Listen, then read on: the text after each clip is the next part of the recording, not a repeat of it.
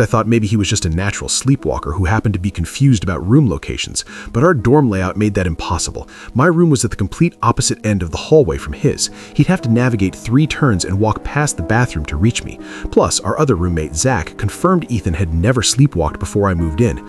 Dude sleeps like a rock, Zach told me, never moves an inch all night.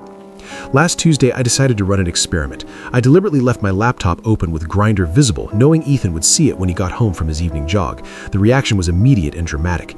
Ethan walked in, saw the screen, and went into full decontamination mode. He spent 2 hours cleaning every surface in our apartment with bleach, muttering under his breath about keeping diseases away and maintaining boundaries. He even threw out our shared bag of chips because I'd eaten from it earlier.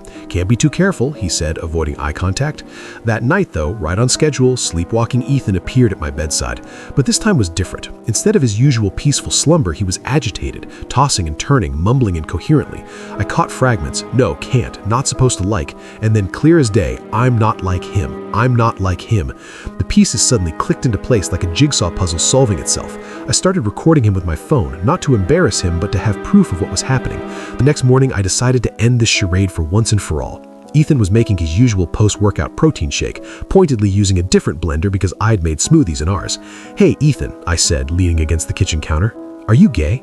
The protein powder container slipped from his hands, exploding white dust across our kitchen floor. His face drained of all color like someone had pulled a plug.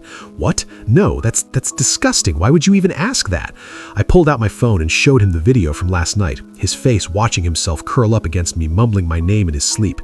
"Because you keep sleep cuddling with the guy you supposedly find so repulsive." He stared at the screen for what felt like an eternity, his mouth opening and closing like a fish out of water. I could practically see his internal walls crumbling in real time. Finally, his shoulders sagged in defeat. "I've been fighting it for years," he whispered, voice barely audible. "I thought if I acted disgusting enough, if I pushed those feelings down hard enough, they'd eventually disappear. My dad always said guys like that were wrong." "Well," I said gently, "your subconscious clearly has other plans." Ethan looked up at me with tears in his eyes. "I'm so sorry. The cleaning, the comments, I was horrible to you. I was trying to convince myself more than anyone else." "You were scared," I replied, "but maybe it's time to stop running from yourself."